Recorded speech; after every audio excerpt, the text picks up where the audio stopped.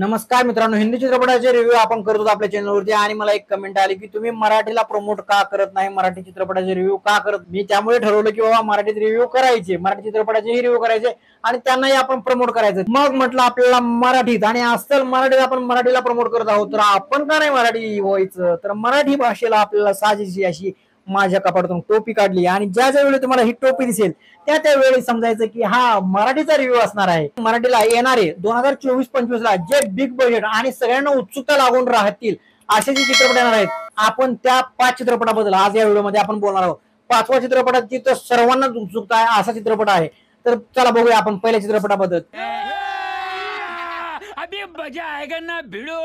पहिला चित्रपट आहे अलबत्या खलबत्या. अलबत्या खलबत्या हे बालनाट्य होतं आणि ते इतकं गाजलं होतं, प्रचंड असं गाजलेलं हे बालनाट्य होतं. या बालनाट्यात एक वाक्य गाजलं होतं, ते म्हणजे किती ग बाई मी हुशार. हे वाक्य प्रचंड गाजलं होतं आणि प्रत्येकाच्या तोंडी हे वाक्य होतं. आणि आता तेच वाक्य आणि तेच बालनाट्य आपल्याला मोठ्या पडद्यावरती पाहायला मिळणार आहे आणि तेही 3D मध्ये त्यात बघण्याची एक मजा वेगळी असणार आहे. आणि त्याचा पोस्टर बघितला मी, पोस्टर तुम्ही बघितला नसेल तर मी मला स्क्रीनवरती देतो. पोस्टर हे अगदी भन्नाट आणि मस्त त्यांनी अलबत्या खलबत्त्यामध्ये जी चिटकिनी चोरलं होतं तो वैभव मांगलेने केलाय आणि वैभव मांगलेला खरंच सूट झालाय. त्यांना आकारासारखं चिटकिनीसारखं दिसतंय. खतरनाक. वैभव मांगलेला कुठल्याही पात्रात टाका.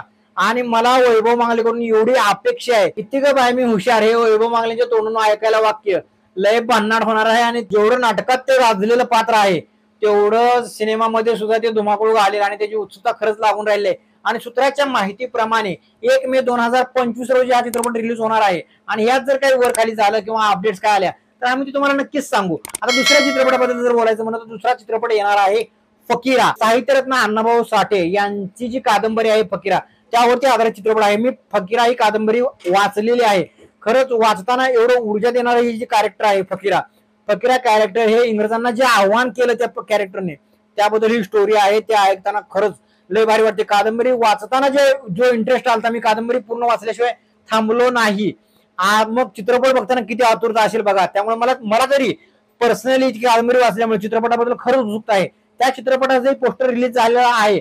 त्या पोस्टरवरती चित्रपटाचा जे फेट्याचा जो सोगा असतो त्याच्या चेहऱ्यावरती घेतला आहे. म्हणजे अजूनही आपल्याला त्यात हिरोची गुप्तता ठेवण्यात आलेली आहे. या चित्रपटामध्ये स्टार कास्टिंग म्हणायला गेलं तर नाना पाटेकर, सयाजी शिंदे, प्रसाद ओक, मृणाली कुलकर्णी, मकरंद देशपांडे असे दिग्गज कलाकार या चित्रपटामध्ये असणार आहेत. त्यामुळे नाना पाटेकर म्हणल्यानंतर मग तर उत्सुकता अजून डबल झालेली आहे फकीरा या चित्रपटाबद्दल. चित्रपटाचं पोस्टर पण लय भारी आहे बरं का आणि डायरेक्टर पण भारी असल्यामुळे चित्रपट खरंच उत्सुकता लावून राहिलेला आहे. नंतरचा चित्रपट येतो सुसाट हा चित्रपट कॉमेडी हॉरर चित्रपट असणार आहे आणि यात कॉमेडीचे बादशहा सगळ्याच पात्रातले म्हणलं तर सिद्धार्थ जाधव आणि प्रथमेश परब या दोघे या चित्रपटात आहेत. त्यामुळे या चित्रपटाची ही उत्सुकता सर्वांना लागलेली आहे.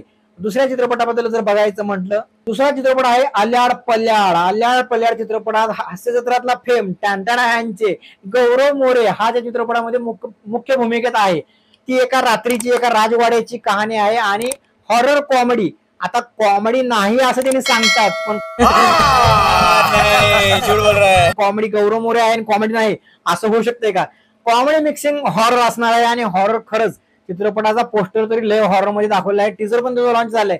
त्यामध्ये बघताना वाटतंय आपल्याला की हा चित्रपट हॉरर असेल. त्यामुळे या चित्रपटाची उत्सुकता तितकीच आहे. जो चित्रपट 2023 ला धमाल असा धुमाकूळ घातला आणि 100 कोटीच्या जवळपास गेलेला जो चित्रपट होता 2023 ला, बाई पण भारी देवा हा जो चित्रपट होता तो 100 कोटीच्या आसपास गेला मराठीचा चित्रपट होता.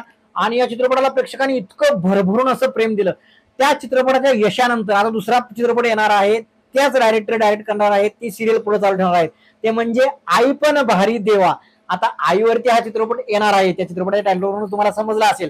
तर या चित्रपटाची उत्सुकता सुद्धा बाई पण भारी देवा का जे प्रेक्षक असतील ते प्रेक्षक हा चित्रपट नक्कीच गोळा करेल आणि त्यापेक्षाही जास्त यश याला प्राप्त होईल. आई पण भारी देवा हा चित्रपटासाठी तुम्हाला थोडी वाट बघावं लागणार कारण हा चित्रपट सुद्धा 2025 ला रिलीज होणार आहे. आता दुसरा जो सिनेमा बिग बजेट चित्रपट येणार आहे त्या चित्रपटाच्या अपडेट्स मी कायम तुम्हाला देत राहीन कारण बिग बजेट चित्रपट आणि हा चित्रपट पॅन इंडिया रिलीज होणार आहे अशी सूत्राकडून माहिती आहे.